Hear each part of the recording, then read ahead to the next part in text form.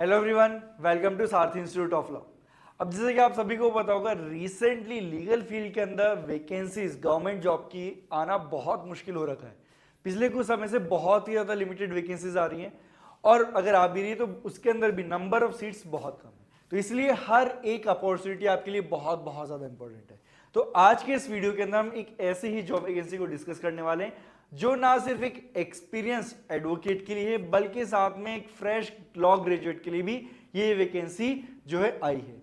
Even तो vacancy आए हुए थोड़ा टाइम हो चुका है और जब ये वैकेंसी आई थी तब भी हमने वीडियो बनाया था, बट क्योंकि अब ये वैकेंसी की जो लास्ट फॉर्म फिलिंग डेट है वो बहुत ही ज़्यादा नज़दीक आ चुकी है, तो इसलिए इन्फॉर्मेशन हम फिर से देना चाहते हैं ताकि कोई अपॉर्चुनिटी मिस ना कर दे।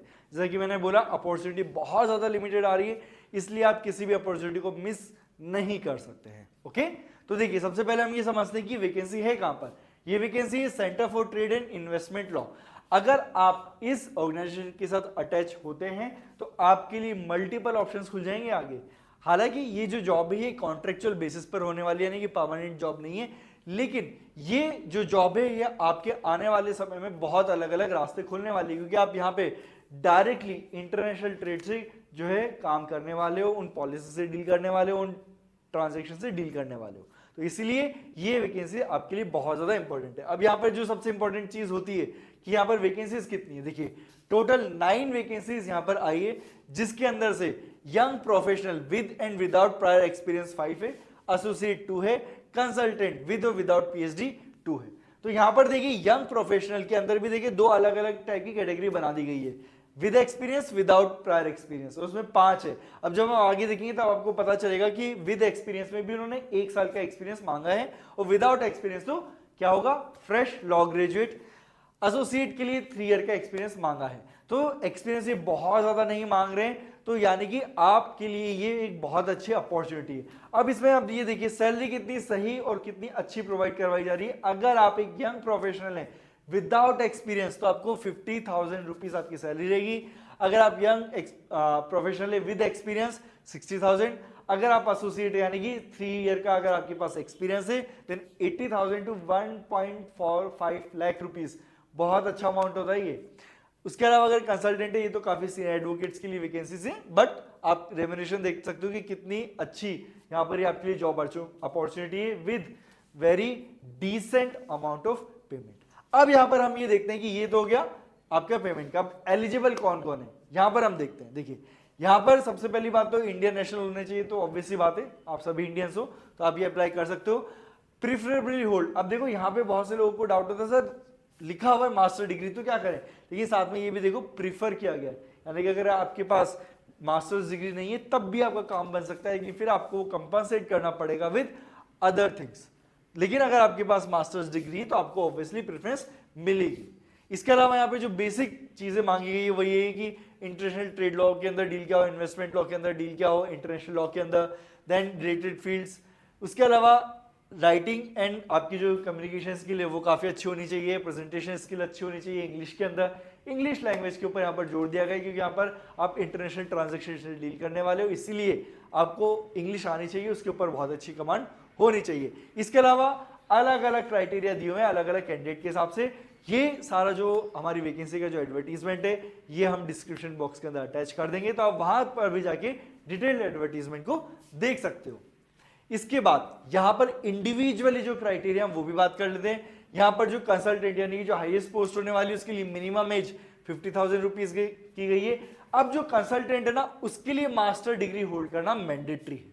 ओके, फिर उसके अलावा 8 साल का जो पोस्ट क्वालिफिकेशन एक्सपीरियंस है वो भी जरूरी है। तो कंसल्टेंट वाली जो जॉब है वो फ्रेश ग्रेजुएट्स के लिए नहीं है, तो आप इसके ऊपर फोकस ना करें तो ही बेटर रहेगा। अब यहां पर जो एसोसिएट और फ्रेश ग्रेजुएट है ये आपके काम की चीज है। अब जो एसोसिएट है उसके लिए मैक्सिमम 45 ईयर एज रखी गई है, यानी कि आपकी एज 45 से ज्यादा नहीं होनी चाहिए, कम कितनी भी हो चलेगा। उसके बाद मस्ट होल्ड मास्टर डिग्री, यानी कि अब अगर आप एसोसिएट की जॉब के लिए अप्लाई कर रहे हो तो आपको मास्टर डिग्री होल्ड करना जरूरी है। किसके अंदर, economics, law, international law, public policy, data science, cost counting and related discipline. तो आप यहां पर लॉ के अंदर फॉल कर जाओगे तो कोई दिक्कत की बात ही नहीं है। अब यहां पर पोस्ट आपकी मास्टर्स डिग्री आपके पास 3 साल का क्या होना चाहिए, मिनिमम एक्सपीरियंस होना चाहिए, ये यहां पर इसेंशियल रिक्वायरमेंट है। out of which a minimum of 1 year must be in the relevant field, for example international trade and allied field. तो इस तरीके से यहाँ पर relevant जो है यहाँ पर experience आपसे मांगा गया है. Then relevant work experience or research and studies produced in international trade, economic diplomacy, international law, investment, public policy and in a related discipline is desirable. ये desirable है, तो ये रिक्वायरमेंट इसेंशियल नहीं है, डिजायरेबल है.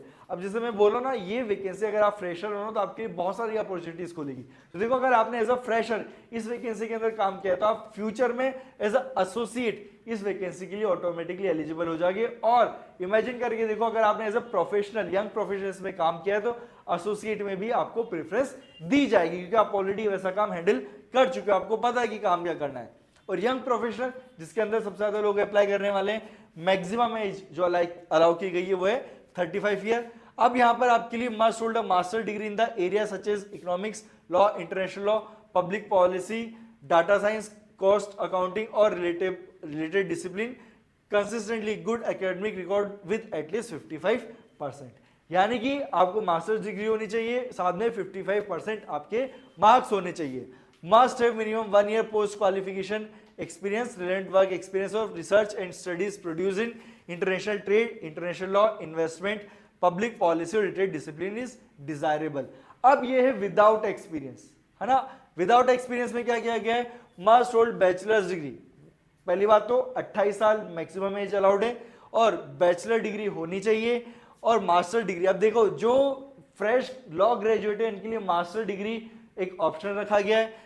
डिग्री किसके अंदर, economic, diplomacy, international relation, public policy, data science, general management, cost accounting और related disciplines from a university listed in top 25 ranks of latest national institution ranking framework और from a reputed university और a discipline within a university listed in top 100 ranks of recognised world university ranking.